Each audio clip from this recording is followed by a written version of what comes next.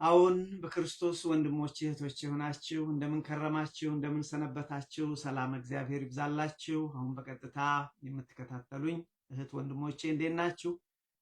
ሰላም ናችሁ ወይ? በዚህ በኩልም እህቴ ሰላምዬ አይሻለሁ። በዚህ በኩል እንደምን አለሽ? ሰላም እግዚአብሔር ይድረስሽ። እንደምን ከረማችሁ? ሌሎቻችሁም በዚህኛው መስመር ደግሞ ማያችሁ ወንድም እህቶቼ ባላችሁበት ሰላም እግዚአብሔር ይድረሳችሁ። ዛሬ እግዚአብሔር ቢረዳን የምንማርበት ትምህርታችን ጽና፣ በርታ፣ ታግሰህ እግዚአብሔርን ጠብቅ በሚል ይሆናል። ሰማችሁኝ ወንድሞቼ እህቶቼ? እህታችን ዘማሪት መስከረም የዘመረችልን የተሻለ ቀን አለ። እውነት ነው ወንድሞቼ ስሙኝ። ዛሬ ቀኑ የጨለመ ቢመስል መከራው በሕይወታችን ፈተናው በሕይወታችን ቢበዛ እኛ በእግዚአብሔር ለምናምን ለእኛ ለክርስቲያኖች የተሻለ ቀን አለ። በምድርም የተሻለ ቀን አለ፣ በሰማይም የተሻለ ቀን አለ። ለዚህ ነው ትምህርታችን ዛሬ እግዚአብሔርን ጸንቶ ስለመጠበቅ። አዎ ቀኑ ጨለማ ነው። አዎ ቀኑ አስቸጋሪ ነው። ነገር ግን ወንድሞቼ እግዚአብሔርን እንዴት እንጠብቃለን? ይሄንን ነው የምንማረው። ስለዚህ ርዕሳችን ምንድን ነው የሚለው? ጽና፣ በርታ፣ እግዚአብሔርን ተስፋ አድርግ። ታግሰህ እግዚአብሔርን ጠብቅ። ታግሰን እግዚአብሔርን ስለመጠበቅ ነው ወንድሞቼ። መታገስ ቀላል አይደለም። መጠበቅ ቀላል አይደለም ወንድሞቼ፣ አውቀዋለሁ፣ መኑኝ። ግን እግዚአብሔር መንፈስ ቅዱስ ዛሬ ጠዋት ለኔና ለናንተ ምንድን ነው የሚለን? ልጆቼ ስሙ፣ እኔ በሰዓቴ እመጣለሁ፣ እናንተ ግን ጽኑ፣ በርቱ፣ ጠብቁኝ ይላል ወንድሞቼ። በነገራችን ላይ ጽና፣ በርታ፣ ታግሰህ እግዚአብሔርን ጠብቅ ያለው ማን ነው ብላችሁ ብትሉ አባታችን ነቢዩ ዳዊት ነው። ነቢዩ ዳዊት ንጉሥ ነው። ነቢዩ ዳዊት ነቢይ ነው። የእግዚአብሔር ሰው ነው። እግዚአብሔር እንደ ልቤ ያለው ሰው ነው። የሚገርማችሁ ይሄ እንደ ልቤ ያለው ሰው እንኳን መከራ፣ ጭንቀት፣ ሕይወት አስቸጋሪ በሆነችበት ዙሪያው በጨለመበት ሰዓት ለራሱ የመከረው ምክር ነው። አይዞህ አለ፣ በርታ። እንዲህ አይነት ሰው ነው ዳዊት። ራሱን ይመክራል። አንዳንዴ ለራሳችሁ ንገሩ። በእግዚአብሔር ፊት ቆማችሁ ጸሎት አድርጋችሁ ራሳችሁን ምከሩ። አይዞ ይህ ቀን ያልፋል፣ የተሻለ ቀን ይመጣል። ወንድሞቼ እመኑኝ፣ የተሻለ ቀን ከፊታችን አለ። ስለዚህ ነቢዩ ዳዊት በተፈጥሮ አንዳንድ ጊዜ ነፍሱን ራሱን ያነጋግራል። መዝሙር 42 ላይ መዝሙር 27 ላይ ሄዳችሁ ብታዩ፣ በተለይ መዝሙር 42 ጭንቀት ደርሶበት ተጨነቅኩ ይላል። ነፍሴ ሆይ ነፍሴ ሆይ ነፍሴ ሆይ ስለምን ታስጨንቅኛለሽ ይላታል። ነፍሴ ይላታል ፊት ለፊት ቆሞ። እኔ አንዳንዴ ሳስበው መስታወት ፊት ቆሞ የሚናገር ይመስለኛል። ለሌላ ሰው ነፍሴ ነፍሴ ይላታል።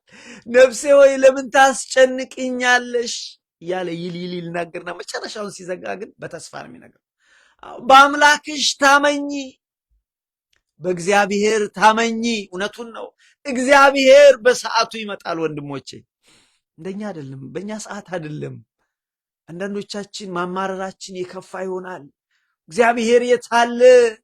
ይሄ ሁሉ በእኔ ላይ ሲደርስ እግዚአብሔር የታለ እንላል። አይደለም ወንድሞቼ፣ አትሳሳቱ።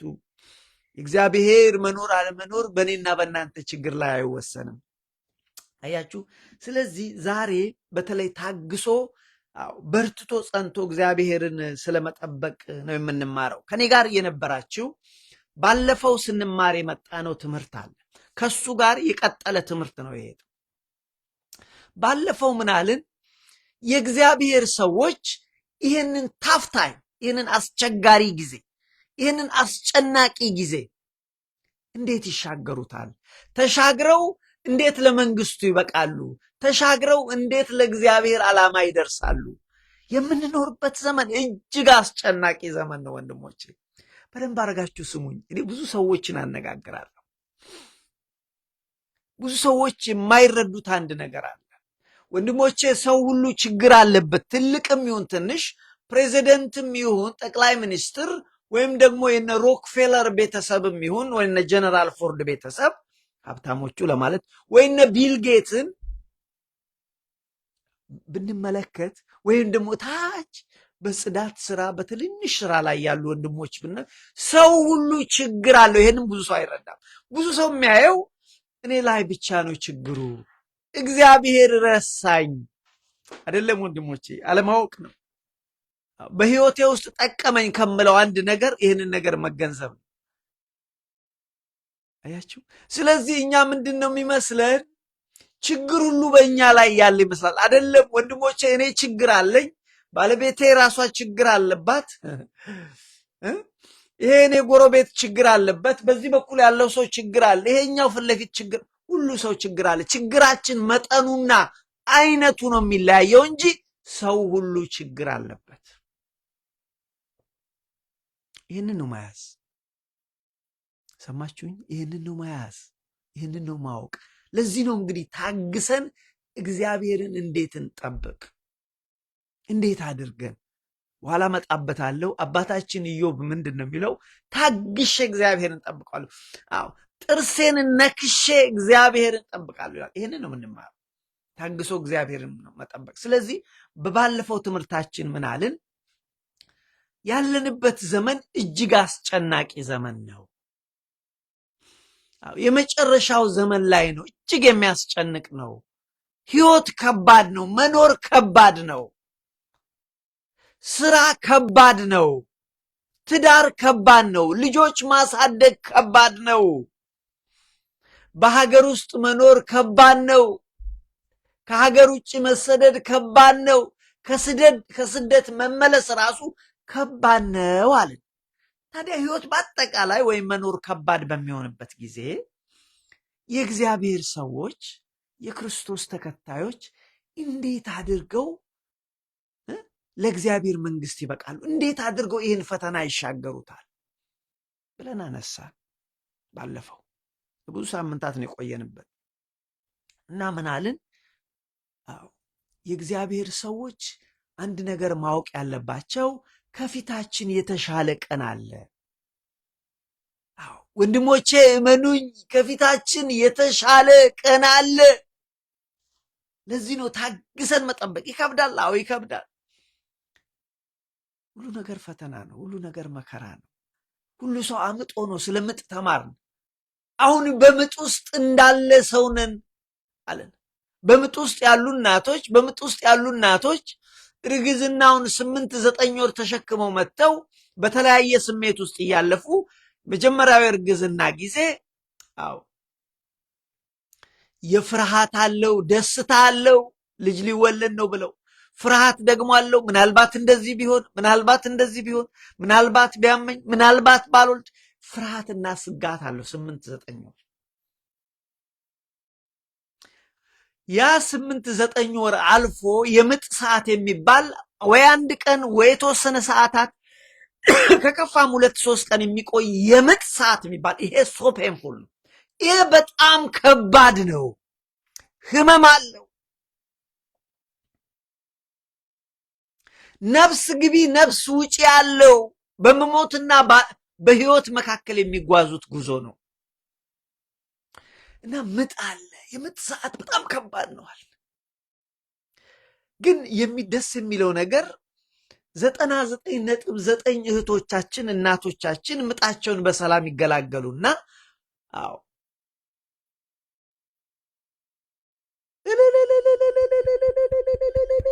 ይባላል። እህታችን ሰላም እግዚአብሔር ይብዛልሽ ጽግዬ። እና እናቶቻችን እህቶቻችን ተገላገሉ ተብሎ ወለደች ተብሎ ይባላል ከምጥ በኋላ። ልብ አድርጉ፣ የምጧ ሰዓት ግን የነፍስ ግቢ የነፍስ ውጪ ነው ለእህቶቻችን ለእናቶቻችን። ከዛስ በኋላ የደስታ ሰዓት ነው። ከዛስ በኋላ ልብ በሉ ወንድሞቼ፣ ያ ምጥ አይታሰብም። ያ የእርግዝና ሰዓት ያ ህመም አይታሰብም። ለምን? ህይወት መጥቷል። ደስ የሚል እንደዛው ነዋል። አሁን የምንኖረው ክርስቲያኖች ታፍ ታይም ላይ ነው። አዎ የጨለማ ሰዓት ላይ ነው። ነገሮች አስቸጋሪ የሆኑበት ሰዓት ላይ ነው። ነገር ግን ይሄ የምጥ ሰዓት ይለዋል መጽሐፍ ቅዱስ። ይህን የምጥ ሰዓት ስናልፈው ግን ወገኖቼ እልልልልል የሚባልበት ጊዜ አለ። ስለዚህ ወንድሞቼ ዛሬ ነገሮች ቢከብዷችሁ፣ በሕይወታችሁ፣ በስራችሁ፣ በልጅ አስተዳደጋችሁ፣ በቤተ ክርስቲያን ባለ ሕይወታችሁ፣ በአገራችሁ ጉዳይ ተስፋ የሚያስቆርጡ የሚመስሉ ነገሮች ቢኖሩም ከፊታችን የተሻለ ነገር አለ። ይህንን ያዙልኝ። ምንም ባትይዙ ዛሬ ከፊታችን የተሻለ ቀን አለ ብለን ባለፈው በረጅሙ ተማርን። የተሻለ ቀን አለ። ስለዚህ ምን አልን በዛ ትምህርታችን? ክርስቲያኖች ይህንን የጨለማ ቀን ሕይወት በሚያስጨንቅበት እንግዲህ የመጨረሻው ቀን አስጨናቂ ነው ብለናል። እውነትም እኮ ነው፣ አስጨናቂ ነው። በቃ እኛ ላይ ብቻ የደረሰ ይመስለናል። ሕይወት አስጨናቂ ነው ለሁሉ ሰው፣ ለትልቁም ለትንሹ፣ ለፕሬዚደንቱ ታች ሆኖ ለሚሰራውም ሰው፣ ለሀብታሙም ለድሃው በጣም አስቸጋሪ ነው። ልዩነቱ ይኸው አይነቱ ነው፣ የፈተናው አይነት የጭንቀቱ አይነት ነው እንጂ ሁላችን ፈተና አለብን። ይህን የተረዳ ሰው ይገርማችኋል፣ ግማሽ ችግሩን ተረዳ፣ ሶሉሽኑንም ያገኛል። ስለዚህ ምን አልን ታዲያ እኛ ክርስቲያኖች ይህንን ታፍ ታይም ይህንን ከባድ ጊዜ እንዴት እንለፈው ብለን አነሳ። ምን አልን? ቀላል አይደለም። ነገር ግን አይናችንን ከመከራችን ላይ አንስተን፣ አይናችንን ከፈተናችን ላይ አንስተን አይናችንን እግዚአብሔር ላይ እናድርግ። አይናችንን ከመከራ ከፈተናችን ላይ አንስተን አይናችንን የተሰቀለው ክርስቶስ ላይ እናድርግ፣ መስቀሉ ላይ እናድርጋለን። ወንድሞች ያን ጊዜ እንሻገራለን። ከልቤ ነው ማለት የዛን ጊዜ እንሻገራለን። አይናችንን ከፈተና ቀላል ነው አላልኩም። ኢትስ ናት ኢዚ እንደምናወራው አይደለም። ኢትስ ናት ኢዚ። ማን ነው ኢዚ ነው ያለው? ክርስቶስ መስቀል ላይ ሲውል እኮ ኢት ዋዝ ናት ኢዚ። አንዳንድ ሰዎች ሳይገባቸው ወል እሱ እኮ አምላክ ነው። ኖ ኖ ኖ፣ አምላክ እኮ አይሰቀልም። የተሰቀለው እሱ ፍጹም ሰው ፍጹም አምላክ ነው። የተሰቀለው ወገኖቼ፣ አዎ በለበሰው ስጋ በተዋሂዶ ያማል ማለቴ ነው። እግዚአብሔር እኮ መንፈስ ነው። አያችሁ፣ ያማዋል። ያም ነበረ። ሚስማሩ ሲቸነከር ያማል። ታፍ ነው፣ ከባድ ነው። ስለዚህ ኢዚ አልነበረም። ቅዱሳን ዛሬ አባቶቻችን ብለን ስንጠራቸው እነ አብርሃምና ይስሐቅና ያዕቆብን፣ እነ ጴጥሮስ እነ ጳውሎስን፣ ድንግል ማርያምን ስንጠራ ቅዱሳን ወገኖቼ በመከራ ውስጥ አልፈው ነው። ኢት ዋዝ ናት ኢዚ፣ ናት ኢዚ ማይ ፍሬንድ አንደርስታንድ ኢት። ሶ ስለዚህ ምንድን ነው ያልነው? እኔ እንዲህ ስነ ቀላል ነው እያልኳቸው አይደለም። ስለዚህ በፈተና ውስጥ በመከራ ውስጥ ማለፍ ከባድ ነው። ስለዚህ ግን አይናችንን ከመከራው ላይ አንስተን፣ አዎ አይናችንን እግዚአብሔር ላይ፣ አይናችንን የተሰቀለው ክርስቶስ ላይ ካደረግን እንሻገራለን፣ በመስቀሉ እንሻገራለን አለ። አሁን በኋላ መጣበታለሁ። ታዲያ እንዴት ነው ስንል ይሄ እኮ የመለማመድ ህይወት ጭምር እኮ ነው። መለማመድ አለብን። ከእግዚአብሔር ጋር መቆየት መለማመድ አለብን። የእግዚአብሔርን የተስፋ ቃሎች በልባችን ሰንቀን መያዝ አለብን። በዛን ጊዜ መከራ ቢበዛብን እንደ ኢዮብ ስጋዬን በጥርሴ ይይዛታለሁ አለ። እውነት እኮ ነው፣ ያዛት እኮ። ዛሬ መከራ አለብኝ፣ አዎ። 10 ልጆችን አጣሁ፣ አዎ። ባለቤቴ ተፋችብኝና ሄደች፣ አዎ።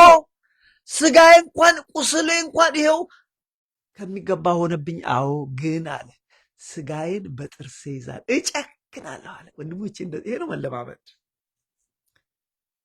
ስለዚህ ፈተናው በሚበዛበት ጊዜ ግድ የለም፣ አምላኬን እጠብቃለሁ፣ በቦታዬ ሆኜ እጠብቀዋለሁ። ይመጣል፣ አባባ ይመጣል ማለት መቻል አለብን። ይሄ ደግሞ ከእግዚአብሔር ጋር ከመቆየት። ለዚህ ነው ዛሬ ጽና፣ በርታ፣ ታግሰ እግዚአብሔርን ጠብቅ ነው የዛሬው ትምህርታችን። ጸንተን ታግሰን። የሚመች ቦታ የለም። ስራ ቦታ አይመችም። ቤተ ክርስቲያን እንኳን የእረፍት ቦታ የሆነችው አትመችም። ዛሬ ኑሮ አይመች፣ በውጭ ቢሆኑ አይመች፣ በሀገር ውስጥ አይመች። ብዙ ሰው ጀስት a lot of excuse ይሰጣል። ኖ ማይ ፍሬንድ ዩ ዱ ሃቭ ቱ ኦፕን ዩር አይ። የመጨረሻው ዘመን እጅግ አስጨናቂ ዘመን ይሆናል። we have already crossed it አልፈነዋል። አስፈራራቸው አይደለም። ስለዚህ ዋንስ ዩ አር ክሮስ ካረክ በኋላ ብትፈራገጥ ጥቅም የለውም። እውነቱን አውቀሽ እንደ እግዚአብሔር ፈቃድ መኖር ትልቅ እውቀት ነው። ስለዚህ ምን አልን? አይናችንን ከችግራችን ላይ አንስተን ተስፋችን ላይ አድርገን። ተስፋችን ማን ነው? የሚመጣው ክርስቶስ ነው። ቅዱስ ጳውሎስ ስለ ራሱ መከራ ሲናገር ወንድሞቼ ያለ የሚከሱት ፊት ቆሞ በመናፍቅነት ተከሱ ቆመና ሲከሱት አይሁድ ሲከሱት ትምህርትን የሚያጣምም ነው ብለው ሲከሱት እኔ አለ እንደዚህ ሰንሰለቱን እንደታሰ እኔ የታሰርኩት ስለ ተስፋዬ ነው አለ። ወንድሜ ትሰማለህ? እኔ የታሰርኩት ስለ ተስፋዬ ነው። የቱ ነው ተስፋው? ኢየሱስ ክርስቶስ ነው። ኢየሱስ ክርስቶስ ወንድሞቼ ተስፋ ነው። እኔ ሕይወትና መንገድም ተስፋም እኔ ነኝ። እኔ የታሰርኩት አለ ጳውሎስ እኔ ስለምጠብቀው ስለ ትንሣኤ ስለሆነው ተስፋዬን የታሰርኩት።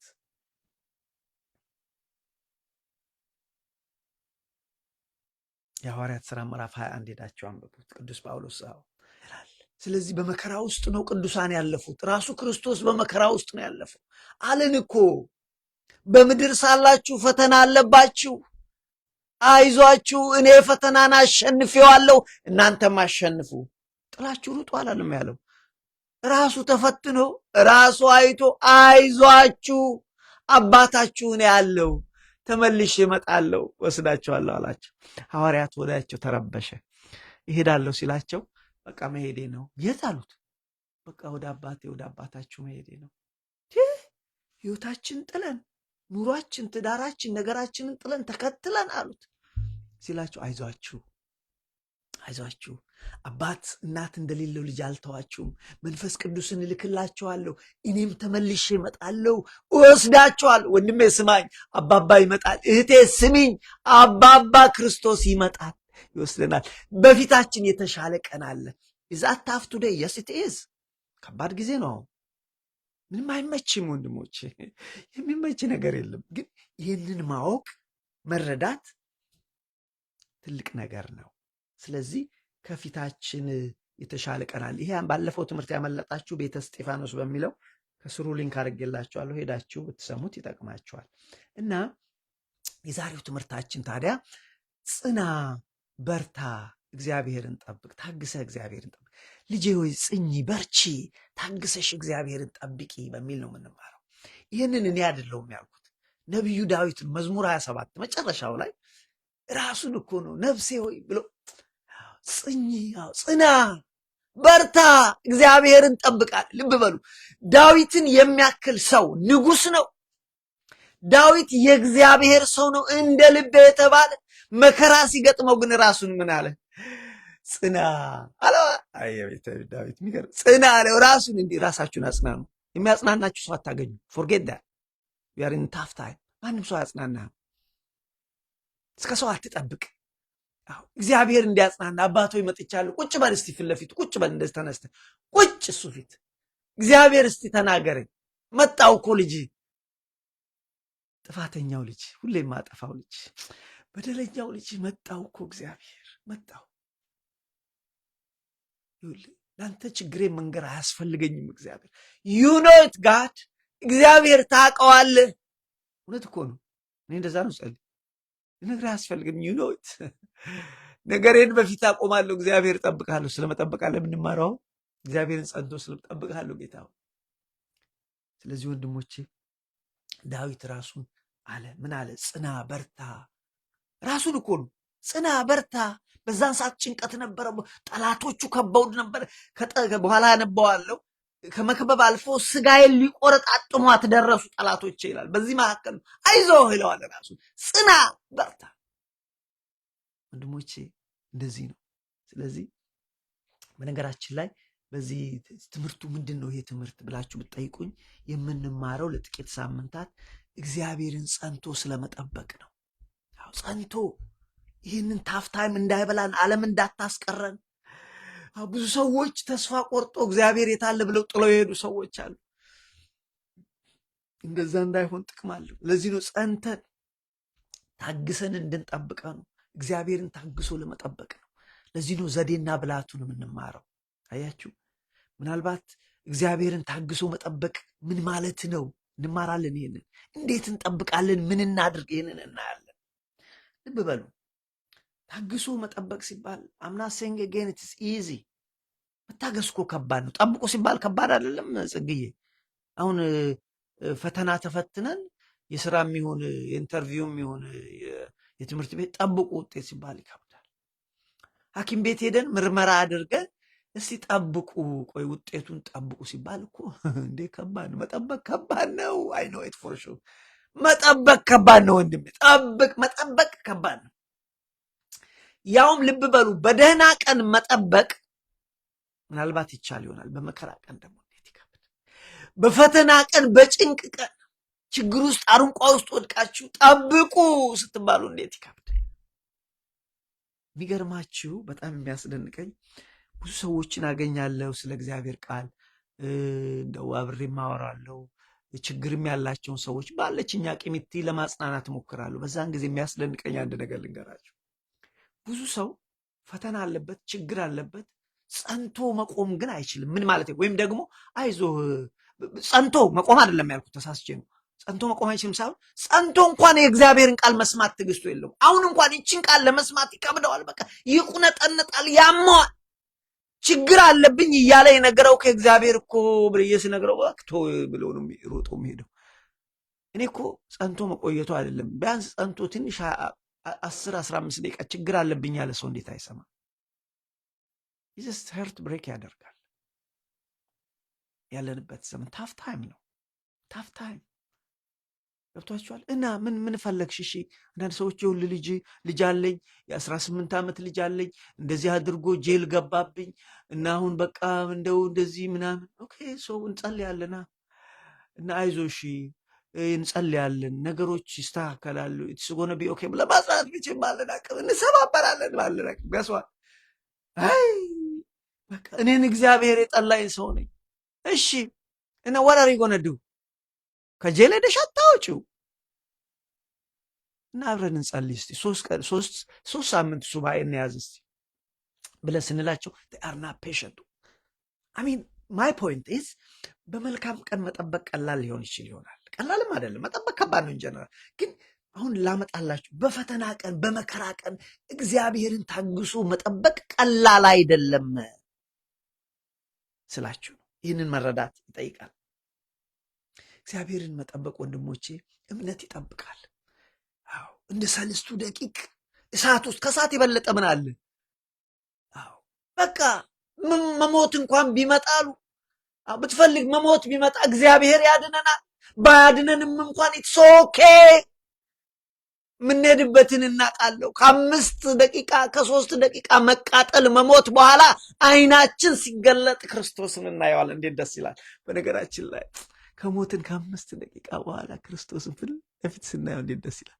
እንዳልኩ እንደምጡ ነው። ልክ እንደምጧ ሰዓት ያ ሁሉ መከራ፣ ያ ሁሉ ፈተና፣ ከዛ በኋላ ብዙ ሰው እንደሚል እንገራችሁ ተመለስ እስቲ በቃ ተመለስ። ያኔ ስለ ልጆች ተጨንቀሃል፣ ብዙ ስለ ቤተሰብ ተጨንቀሃል፣ በቃ ሂድ አንተ ስለተጨነቅ ተመለስ ባስ ኖ የሚለው ሰው እኔ ከልቤ ነው ብላችሁ I have did a lot of research። ሞተን ተነሳን የሚሉ ሰዎች ኖ ኖ ኖ አልሄድም ጌታ። ምክንያቱም እግዚአብሔርን ካገኘነው በኋላ ወንድሜ እልልታ ነው። ከምጡ በኋላ ከመገላገል በኋላ ደስታ ነው። እመነኝ። የሚከብደው ዛሬ ጸንቶ መቆም ነው። ይከብዳል እኮ እኔ ይከብዳል እኮ እዚህ ጋር ያው ቁጭ ማለት ከባድ እኮ ነው። እያቁነጠነጠኝ እኮ ነው በግድ የምቀመጥ። ስጋዬን ተው ግድ የለም ተነስ። እንቅልፏ ጠዋት ትጥማለች አይደል? 5 ቀን ተኝተን 6ኛው ቀን እኮ ደስ ትላለች ጠዋት ላይ። ግን መንፈስ ቅዱስ ደግሞ ተው ስጋዬ ተኛ፣ ተው ተነስ። ስለዚህ ወገኖቼ ምንድነው በመከራ ቀን መጠበቅ ከባድ ነው፣ ግን እምነት ይጠይቃል።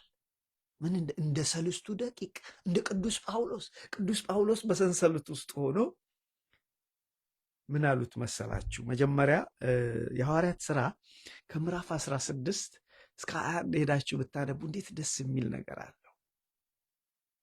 እግዚአብሔር መንፈስ ቅዱስ በቃ ጳውሎስ ተነስ፣ ወደ ኢየሩሳሌም ሂድ፣ እዛ ስትደርስ መከራ ይገጥመሃል፣ ፈተና ይገጥመሃል፣ ትታሰራለህ፣ እስከ ሞት ልትደርስ ትችላለህ ነገረው። ይሄ ብቻም ሳይሆን በየመንገዱ ሁሉ በሄደበት መከራ ይገጥመሃል ተባለ። ይህንንም ሰማ ጳውሎስ፣ ግን እየሄደ ነው አገልግሎት አይደል። ታዲያ ይህንን የሰሙ ሰዎች ክርስቲያኑ ተነስተው አትሂድ አሉት። ሰውኛ ሶሉሽን አመጣ። አትሂድ ጳውሎስ፣ ምትሞት ከሆነ ወደ ኢየሩሳሌም አትሂድ፣ እግዚአብሔር ሂድ አለው። አትሂድ ተውኝ አለ። አለቀሱ። አንዳንዶቹ ሲያለቅሱ ምን ነው ልቤን ትሰብሩኛላችሁ? ምን ነው ሞት እንኳን ቢሆን እኔ ልቀበል ዝግጁ ነኝ። ይሄ ነው ጸንቶ እምነት፣ ይሄ ነው። ያውቀዋላ የሚያገለግለውን አይቶታላ። አብርሃም ልጁን እኮ ለመታረድ ሲያቀርበው ከሞት ሕይወት እንደሚሰጠው ያቅ ነበር ይላል ዕብራውያን መልእክት ላይ። እግዚአብሔርን ያቅ ነበር ማለት ነው። ዛሬ ቢሞት እንኳን በኋላ መጣበታለሁ። በነገራችን ላይ ዳዊት ይህንን ነው፣ ይሄ በርታ ልቤ ያለው ዳዊት ምንድን ነው የሚለው በኋላ መሰላቸው? እግዚአብሔር ሆይ አውቃለሁ ዛሬ መከራ ፈተና በዝቶብኛል፣ ጭንቀታው ጠላቶችም ከበው ስጋዬ ሊቆረጣጥሟት ነው። ነገር ግን ብሞት እንኳን አንድ ቀን አንተን በሕያዋን አገር እንደማገኝህ አውቃለሁ። መልካም ቀን አገኘሃለሁ አውቃለሁ። እንደዚህ ይላል። በኋላ ነበዋለሁ፣ ግን እንደው ፍሌቨሯን ላስቀምሳችሁ። እንደዚህ ይላል እንደዚህ ይላል ዳዊት። በጣም ልብ እግዚአብሔርን ተስፋ አድርግ፣ በርታ፣ ልቤም ይጽና፣ እግዚአብሔርን ተስፋ አድርግ ካለ በኋላ እንደዚህ ነው የሚለው በእርግጠኛነት ሆኖ የእግዚአብሔርን ቁጥር 13 መዝሙር 27 ቁጥር 13 ላይ የእግዚአብሔርን ቸርነት አለ። አሁን ያለ መጀመሪያ ቁጥር 12 የሐሰት ምስክሮች አመፀኞች ተነስተውብኛል ለጠላት አንተ ግን እግዚአብሔር ለጠላቶች የፈቃድ አትተወኝ ካለ በኋላ በእርግጠኝነት ሆነው ግን የእግዚአብሔርን ቸርነት በሕያዋን ምድር አይ ዘንድ አምናለሁ። አዎ ዛሬ ብሞት እንኳን ጠላቶቼ ተሳክቶላቸው ቢበሉኝ ቢቆረጣጥሙኝ እንኳን ቢያንስ እግዚአብሔርን በሕያዋን ሀገር አገኘዋለሁ። እግዚአብሔርን እንደዚህ አለ፣ የእግዚአብሔርን ቸርነት በሕያዋን ምድር አይ ዘንድ አምናለሁ። ስለዚህ እምነት አስፈላጊ ነው። እንደ ሰለስቱ ደቂቅ እንደ ጳውሎስ ልቤን አትስበሩኝ አለ ቅዱስ ጳውሎስ። እባካችሁ ፕሊዝ አታልቅሱብኝ፣ ልቤን አትስበሩት፣ ልሂድ ብሞት እንኳን አለ። እንግዳው ትሞታለህ። እንደውም አንድ ነብይ ከኢየሩሳሌም የመጣ ነብይ መጣና ጳውሎስ ያለበት ቤት አረፈና ጳውሎስ አንዴ እባክህ ቀበቶን ስጠኝ አለው። ሰጠው ቀበቶን። ሰውየው ራሱን ጥፍር አደረገ። እጁንና እግሩን እንደዚህ አድርጎ አሰረው። ራሱን እንደዚህ ከፍ አደረገ ድምፁንና በጉባኤ ባለዚህ ቀበቶ እግዚአብሔር መንፈስ ቅዱስ እንደዚህ ይላል፣ የአይሁድ ሊቀ ካህናት ባለዚህን ቀበቶ እንደዚህ ያስሩታል፣ አሳልፈው ለአሕዛብ ይሰጡታል ይላል። ይህንን ሁሉ እየሰማ ሄደ። ግን የሚያስደንቀኝ አንድ ነገር ልንገራችሁ። እዛ ጋር ቅዱሳንም እንደኛም ሰዎች ናቸው። ፈተና ሲገጥማቸው አንዳንዴ እንደኛው እንደ ሰው አፕ ኤንድ ዳውን አላቸው። ለዚህ ነው ቅዱስ ጴጥሮስ አንዳንድ ጊዜ አፕ ኤንድ ዳውን የምታዩበት። ለምሳሌ እዛ አምላካችን መድኃኒታችን ኢየሱስ ክርስቶስ በጲላጦስ ተይዞ በሊቀ ካህኑ ቤት እያለ በሊቀ ካህኑ በስር ላይ እያለ መጥቶ አንተ ከነሱ ጋር አልነበርክ እንዴ ስትለው ኖ አይ ዶንት ኖ ዲስ ጋይ ነው ያለው። አይ ዶንት ኖ አላውቀውም ነው ያለው። ይሄ አፕ ኤንድ ዳውን አለ። ሰዎች ናቸው በመንፈስ ቅዱስ ከተሞሉ በኋላ ሕይወታቸውን እስከ ሞት ድረስ አሳልፈው ሰጡ። ቅዱስ ጴጥሮስ እንደ አምላኬ እንኳን ልሰቀል አይገባኝም ብሎት ቁልቁሊት ተሰቅሎ የሞተ ነው። ግን እንደ ሰው አፕ ኤንድ ዳውን አላ ዩ ሃቭ ቱ አንደርስታንድ ዲስ። ክርስቶስ አምላክ ሲሆን እኮ እንደ ሰው ግን አባቶ ቢቻል እቺ ጽዋ እቺ ፔንፉል እቺ ብሏል እኮ። ዩ ሃቭ ቱ አንደርስታንድ ዲስ።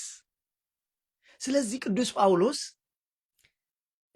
እስርና መከራ ይገጥመሃል ብለው ሲያለቅሱበታል። ለምን ልቤን ትሰብሩኛላችሁ? ልሂዳለሁ። በእርግጥም ሄደ። ምዕራፍ 21 ላይ ሄዳችሁ የሐዋርያት ሥራ ምዕራፍ 21 ስትደርሱ ሄደ። የኢየሩሳሌም ሊቀ ጳጳስ የነበረው አባታችን ቅዱስ ያዕቆብ ነበረ። ሰላምታ ተገናኙ። ሰላም ቅዱስ ያዕቆብም ሲያየው ጴጥሮስ መጣ፣ ጳውሎስ መጣ፣ ሰላም ነህ እንዴት ነህ ተወያዩና ብዙ መልካም ስራ እንደሰራ በአሕዛብ ዘንድ ብዙ ሺዎችን ለክርስቶስ እንደማረክ ሰምተናል። ነገር ግን አሁን ደግሞ አንድ ችግር አለ፣ ስላንተ እዚህ ብዙ ክፉ ነገር ተወርቷል። ይህ የእግዚአብሔር ሐሳብ እኮ ነው። እንደ ሰው ግን ደግሞ እነሱም አንዳንድ ራሱ ያዕቆብ እንኳን ትልቁ አባት ምን አለው? ስላንተ ብዙ ነገር አሁን ምን ይሻላል እንግዲህ ይህን ስለዚህ ብለው ሰውኛ ዘዴ ያመጡ። አሁን እንግዲህ እንደዚህ እናደርጋሉ። አያችሁ፣ አሁን እንግዲህ እንደዚህ እናደርጋሉ። ከኛ መካከል ስለት ያለባቸው ሰዎች አሉ።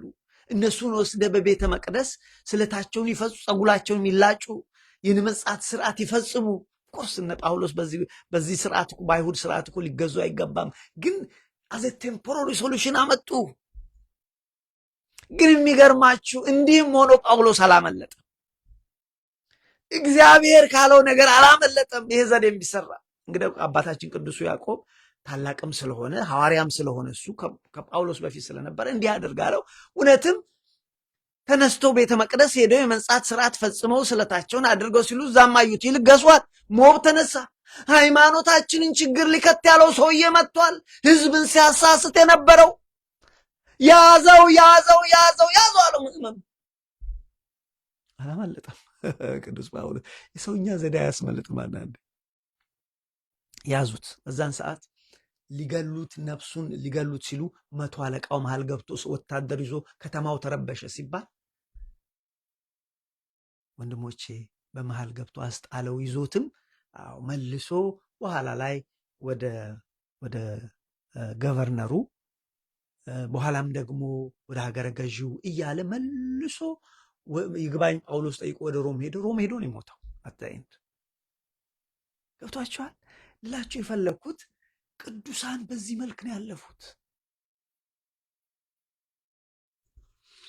ስለዚህ አባታችን ዳዊት ስለዚህ ምን አለ?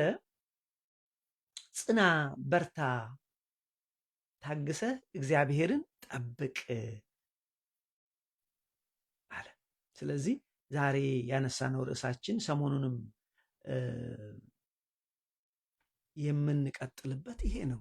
እንዳልኳችሁ አሁን ያለንበት ዘመን ታፍታይምን የመጨረሻው ዘመን ነው። ቅዱስ ጳውሎስ ለጢሞቴዎስ በጻፈው የመጨረሻው ዘመን እጅግ አስጨናቂ ነዋል። እንግዲህ ከዚህ በላይ ማን ይንገረን? አስጨናቂ ዊ ኖ ኢት ገባንበት። እየዋኘን እኮ ነው አሁን እያለን ያልን እኮ ነው። ደረስን። ስለዚህ ያነሳነው ርዕሳችን ግን እንዴት አድርገን ጸንተን እግዚአብሔርን እንጠብቀው? ይህንን ነው ሰሞኑን የምንማረው ዛሬ ብቻ አለን። ስለዚህ ዳዊት ግን ራሱን ሲያጽናና በወቅቱ ከነበረው ፈተና ጽና፣ በርታ፣ እግዚአብሔርን ጠብቅ አለ። በነገራችን ላይ እግዚአብሔርን መጠበቅ አንድም ትእዛዝ ነው። እግዚአብሔር ጠብቁኝ ብሏል። በሰዓቱ ነው። በእኛ ሰዓት አይመጣም። እኛ ስላለን ይመጣል። ልጅሽ ጄል ውስጥ ስለገባ ቅድም ያነሳሁላችሁ ምሳሌ እግዚአብሔር ዛሬው ነው አይመጣም። እኛ ስላለን በሰዓቱ ግን ይመጣል። ሰኮንድ አያሳልፍ ሰኮንድ። ስለዚህ አንድም ትእዛዝ ነው። ሁለትም ደግሞ እግዚአብሔርን መጠበቅ እጅግ ማትረፊያ ዓላማ ነው። እንደ ሰልስቱ ደቂቅ በቃ ባንኖርም እንኳን ብንሞትም እንኳን እግዚአብሔርን እንጠብቃለን። እግዚአብሔርን እንጠብቃለሁ። ይህ ትልቅነት ነው። ዛሬ ፈተና አለባችሁ ወንድሞች እህቶች፣ እግዚአብሔርን ጠብቁ። ጠብቃለሁ እግዚአብሔር በቃ ይሄ ነገር ያልሆነልኝም ተሳዋይ ፕሬን እግዚአብሔር ይሄ ነገር ያለ ይኸው ይጠብቃለሁ። ጉዳይ ይኸውና ማስታወሻ ላይ እንደጽፈው ነው። ይኸውና ጉዳይ እግዚአብሔር ይኸውና ሄሪቴስ ሎርድ ሄሪቴስ ቁጭ ጠብቃለሁ። ማማዬ ላይ ሆኜ እግዚአብሔር ጠብቃለሁ። ኦልዌይ ይመጣል፣ በሰዓቱ ይመጣል። ስለዚህ እግዚአብሔርን መጠበቅ ወንድሞቼ ማትረፊያም ነው። እግዚአብሔርን የጠበቁ ሰዎች ተባረኩ መጨረሻቸው።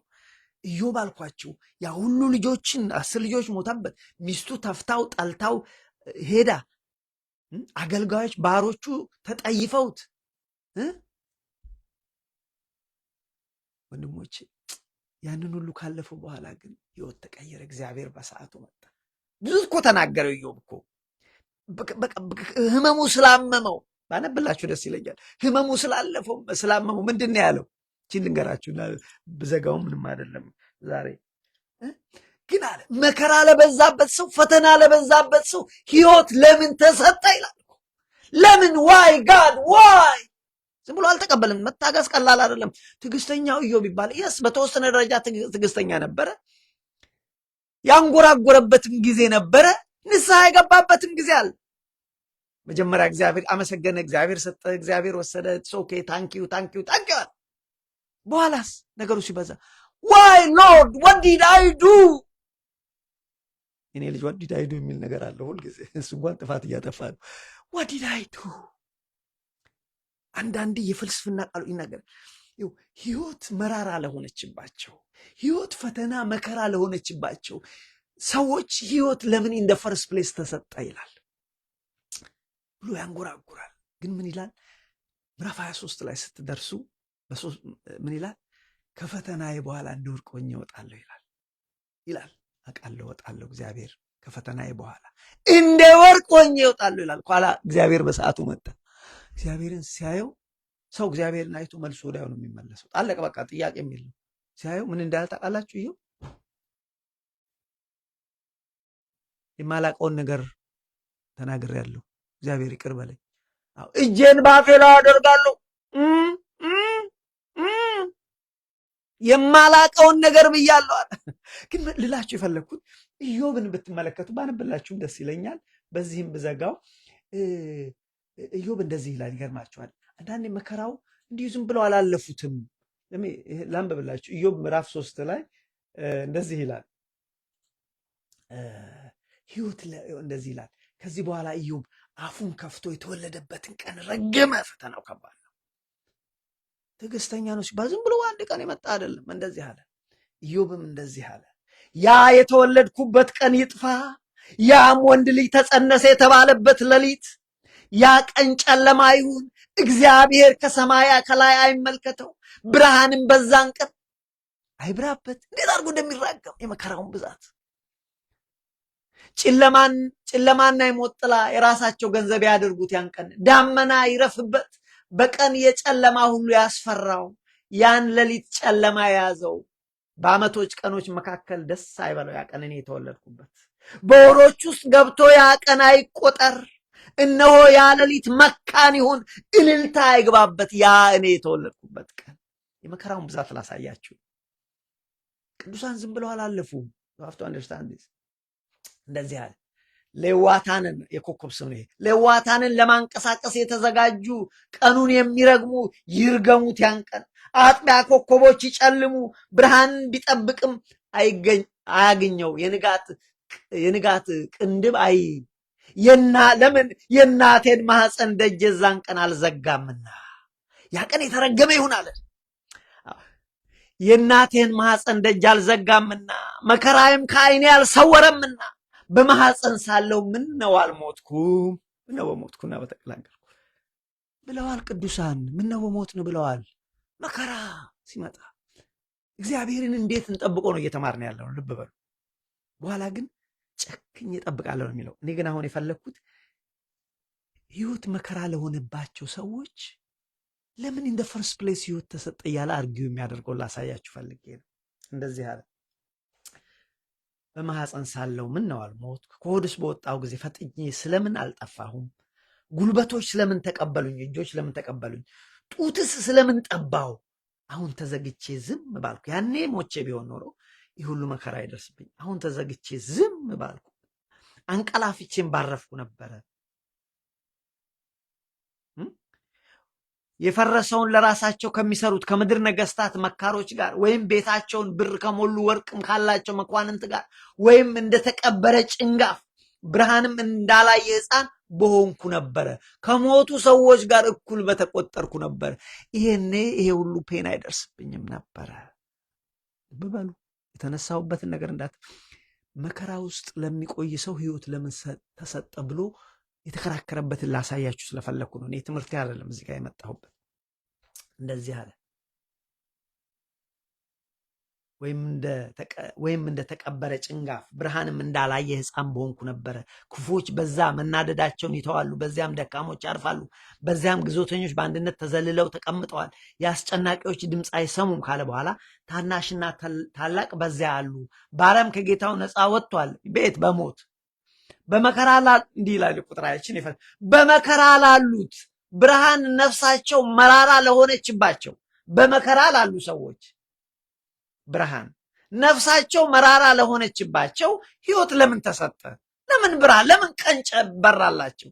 ሕይወት መከራ ለሆነ በመከራ ላሉ ብርሃን በመከራ ላሉ ብርሃን ነፍሳቸው መራራ ለሆነችባቸው የተሰወረ ሀብትን ከሚቆፍሩ ይልቅ ሞትን ለሚጠባበቁ ግን ለማያገኟት ወርቅ ከሚቆፍሩ ወርቅ ለማግኘት ከሚጥሩ ሰዎች ይልቅ ሞትን ለማግኘት ለሚጥሩ ሰዎች ሕይወት ከብዷቸው ሕይወት ኢን ዘ ፈርስት ፕሌስ ለምን ተሰጣቸው?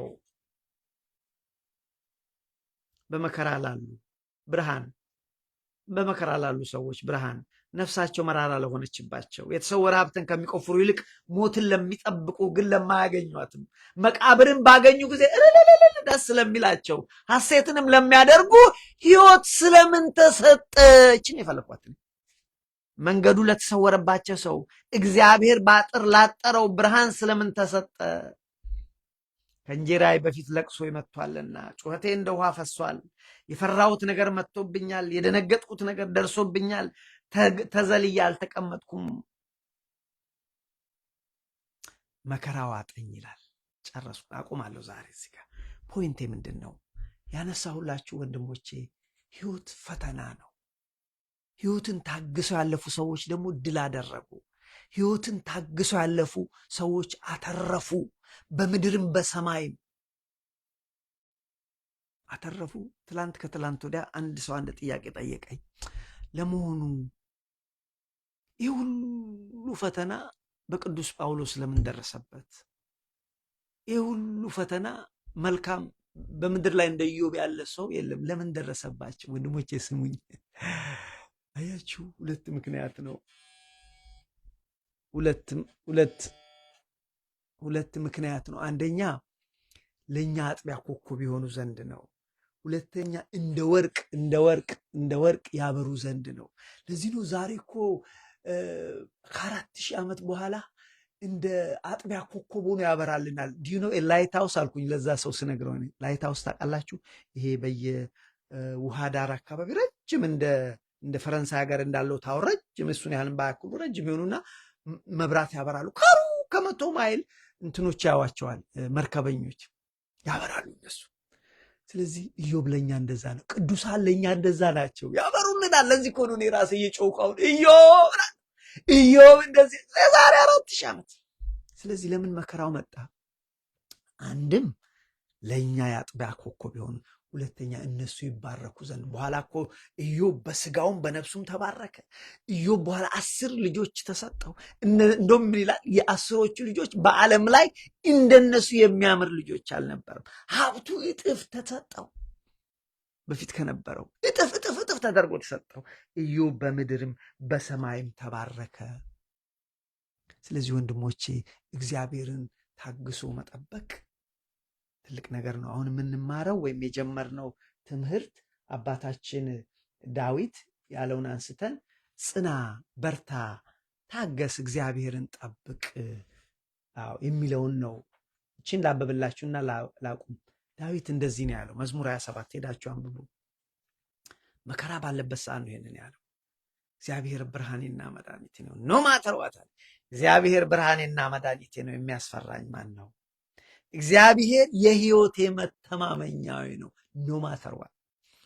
ችግር አለብኝ፣ አዎ ችግር አለብኝ፣ ግን የሕይወቴ መተማመኛው እሱ ነው። እግዚአብሔር የሕይወቴ መታመኛዊ ነው። የሚያስደነግጠኝ ማን ነው? ክፉ አስጨናቂዎች ጠላቶቼ ስጋዬን ይበሉ ዘንድ በቀረቡ ጊዜ አለ። ይህን ያህል በዚህ ሰዓት ነው ይህንን የተናገረው። በነገራችን ላይ የተነሳሁበት ርዕስ ጽና፣ በርታ፣ እግዚአብሔርን ጠብቅ ዳዊት አለ ብዬ ነው የተነሳሁት። እዚሁ መዝሙር ላይ ነው እንደዚህ የሚለው። ክፎች አስጨናቂዎች ጠላቶቼ ስጋዬን ይበሉ ዘንድ በቀረቡ ጊዜ እነሱ ተሰናክለው ወደቁ። ሰራዊት ዛሬ ግን አለ ዳዊት፣ ሰራዊት ቢፈርስ ሰራዊትም ቢሰፍርብኝ ልቤ አይፈራም፣ ሰልፍ ቢነሳብኝ በዚህ ይተማመናለሁ ካለ በኋላ ጸሎት እሱ ግን መከራ ቢኖርብኝም አሁን አለ የራሱን ጸሎት ሲነግረኝ እኔ ግን የምፈልገው አንዲት ነገር ብቻ ነው፣ ቀችን ብቻ ነው። ይህንን ነው እኛ ማድረግ ያለብን። መከራ አለብን፣ አዎ። ከመከራችን ላይ አይናችን አንስተን አዎ የተሰቀለው ክርስቶስ ላይ እግዚአብሔር ላይ እናድርግ። እንደዚህ ይላል። እኔ ግን አለ በመከራ እኮ የሚበሉት እኮ ስጋውን ሊቆረጣጥሙ ያሉ ጠላቶች እኮ ክፎች፣ አስጨናቂዎች ከበውታል። ግን ምንድን ነው ያለው? ጸሎቱን እኔ ግን ይህን ተመኘው፣ እኔ ግን ይህን ጸለይኩ አለ። እግዚአብሔርና አንዲት ነገር ለመንኳት፣ በቃ እሷን ብቻ ነው የምሽው። ስጋዬን ይብሉት፣ በሕይወቴ ዘመን ሁሉ በእግዚአብሔር ቤት ኖር ዘንድ፣ በሕይወቴ ዘመን ሁሉ በእግዚአብሔር ቤት ኖር ዘንድ፣ በሕይወቴ ዘመን ሁሉ ሳላቋርጥ ወደ እግዚአብሔር ጸልይ ዘንድ፣ እሱን ተስፋ አደርግ ዘንድ። እኔ ግን ይሄንን ጸለይኩ። ይሄ ነው እግዚአብሔርን በመከራ ውስጥ መሆኑ ጸንቶ መጠበቅ። መጸለይ ያቅታል፣ የዛን ጊዜ ያቅታል። ኢትሶኬ ግን መጥቻለሁ፣ እግዚአብሔር ልጅ እኮ መጥቻለሁ፣ አያን በቃ መጥቻለሁ፣ እግዚአብሔር አሮን ሀፍቱ ቴል ዩ ኖ ግን መጥቻለሁ። ፊቱ ድፍት እንደዚህ ያለ ዳዊት እግዚአብሔርን አንዲት ነገር ለማት እሷን ብቻ አሰብ። በሕይወቱ ዘመን ሁሉ በእግዚአብሔር ቤት ኖር ዘንድ፣ እግዚአብሔርን ደስ የሚያሰኘውን አይ ዘንድ፣ መቅደሱን እመለከት ዘንድ፣ በመቅደሱ ሆኜ ዕለት ዕለት እርሱን እስካገኘው ድረስ እፈልገው ዘንድ ነው የእሱ ጸሎት። ይሄ ነው ነገሬ፣ ጥያቄ እስኪመለስ እሱን ደስ የሚያሰኝ ኢትስ ኦኬ። እኔ ፔን አለ ኢትስ ኦኬ። ከሱ ይልቅ ምንድን ነው እሱን ደስ የሚያሰኘው? ከችግሬ ይልቅ አይኔን ወደ ሰማይ ያነሳው ነው የሚለው። በመቅደሱ አይ ዘንድ ነው እንግሊዝኛው ደስ ይለኛል። ቱ ጊቭ ዘ ቢዩቲ ኦፍ ዘ ሎርድ ነው የሚለው። የእግዚአብሔርን ውበቱን በመቅደስ ውስጥ እንዴት ትልቅ ነገር ነው። የታደሉ ያዩታል እግዚአብሔር። ሰው የእግዚአብሔርን ውበት ካየ ወገኖቼ፣ እነዚህ የሚያሙን ነገሮች ትንንሾች ናቸው። እና ምንድን ያለው? በሕይወቴ ዘመን ሁሉ በእግዚአብሔር ቤት እኖር ዘንድ ጸንቼ እሱን እጠብቅ ዘንድ አለን። ቁጥር 5 ላይ በመከራዬ ቀን በድንኳን ሰውሮኛል ወይም ይሰውረኛል፣ በድንኳን መሸሸጊያ ሸሽጎኛል ወይም እግዚአብሔር ይሸሽገኛል ማለት ነው። በዓለት ላይ ከፍ ከፍ አድርጎኛል ወይም ያደርገኛል። እነሆ በዙሪያዬ ባሉ ጠላቶች ራሴን ከፍ ከፍ አደረገ፣ በድንኳን የእልልታ መስዋዕትን ሰዋው ካለ በኋላ አቤቱ ወደ አንተ የጮህኩት ቃሌን ስማኝ። ግድ የለም እግዚአብሔር ስማኝ፣ ማረኝ፣ እግዚአብሔር አድምጠኛው። ያማል ሶ ፔንፉል። አንተ ፊቴን እሹ ባልክ ጊዜ አቤቱ ፊትህን እሻለሁ፣ ልቤ አንተን አለ። በቃ ልቤ ግን አንተ ጋር ነው። መከራ አለ ብዬስ ግን ልቤ አንተ ጋር ነው። አይመችም ቤተ ክርስቲያን ሲኬድ ግን መሄድ ምንችለውን ያህል ከእግዚአብሔር ጋር መሆን፣ የስጋ መጓዝ አይደለም እያወራ ያለሁት እኔ። ከእግዚአብሔር ጋር መሆን አይመችም ግን መሆን። እንደዚህ ይላል ቁጥር 12 አቤቱ መንገድን አስተምረኝ፣ ስለ ጠላቶቼ በቀና መንገድ ምራኝ። የሐሰት ምስክሮችና አመፀኞች ተነስተውብኛልና እባክህ እግዚአብሔር ለጠላቶቼ ፈቃድ አትስጠኝ ካለ በኋላ በእርግጠኛነት አንድ ነገር ነገረን። እንደዚህ አለ፣ ይህ ባይሆንም አለ የእግዚአብሔርን ቸርነት በሕያው ምድር አይ ዘንድ አምናለሁ። ኦኬ እግዚአብሔር ካልሆነም እኔ ግን አንተን ጠብቃለሁ። በሞት እንኳን በሕያዋን ከተማ በሕያዋን ሀገር እግዚአብሔርን ቸርነት በሕያው ምድር አይ ዘንድ አምናለሁ። እግዚአብሔርን ተስፋ አድርግ፣ በርታ፣ ልብህ ይጽና። ይሄ ነው ትምህርታችን። ዛሬም እግዚአብሔር መንፈስ ቅዱስ እንደዚህ ይለናል። ልጆች ታፍታይም ነው፣ አዎ። ከባድ ነው፣ አዎ። መኖር ከባድ ነው፣ መስራት ከባድ ነው፣ ልጆች ማሳደግ ከባድ ነው፣ ትዳር ከባድ ነው፣ በሀገር ውስጥ መኖር ከባድ ነው፣ ከሀገር ውጭ በስደት መኖር ከባድ ነው፣ ከስደት መመለስ ከባድ ነው። ግን አይዟችሁ፣ ጽኑ፣ በርቱ ይለናል። ያስተማረን የመከረን የአባቶቻችን አምላክ እግዚአብሔር ስሙ የተመሰገነ ይሁን። ሰላም እግዚአብሔር ይብዛላችሁ። በርቱ፣ ጽኑ። እኔና የእናንተ ስራ በእግዚአብሔርን ጸንቶ መጠበቅ። ባንችልም በቃ አጠገቡ በሰዓቱ መገኘት። you don't have to say anything። መናገር ባይቀታችሁ አንዳንድ ጊዜ ልክ እኮ ነው። ነገሮች ከብደው መጸለት ያቅተናል። just sit down, it's okay. I'm here, Lord. Father, I'm here. He knows your heart. You don't have to tell him። ጸሎት እኮ አንዳንድ ጊዜ እኛ ካለማውቃችን ጸሎት ምን እንደሚመስልን ታውቃላችሁ? እኛ እኮ የሚመስልን ጸሎት ስናነበንም እኛ ነገሮቹን ነግረ ነው ኢንፍሉዌንስ የምናደርግ አይደለም። that's not the purpose። ጸሎት 3 ነገሮች አሉት ወገኖች። ጸሎት ራሱ በእግዚአብሔር ወደ እግዚአብሔር የሚሄድ ነገር ነው። የእግዚአብሔር ፈቃድ እንዲገለጥ ነው ሰው መጸለይ ያለበት። እንጂ አሁን እኛ እንደምንለው እግዚአብሔር ሆይ ሪመምበር ያቺ አክስቴ ልጅ ያ አጎቴ ልጅ ያ የኔ ወንድም የሚያስቸግረው ያቺ አባዬ 100 ብር ካላክ የምትለው ኢትስ ኦኬ ስለሱ መጸለይ፣ ግን ጋር ነው ከሱ ይበልጣል። ይሄ ትንንሽ ነው። ኤኒዌይ ሰላም እግዚአብሔር ይብዛላችሁ። ደህና ሁኑ። እግዚአብሔር አምላክ ስለዚህ ቀን የተመሰገነ ነው። ሰላም እግዚአብሔር ይብዛላችሁ። ሰላም ሁኑ። አሜን።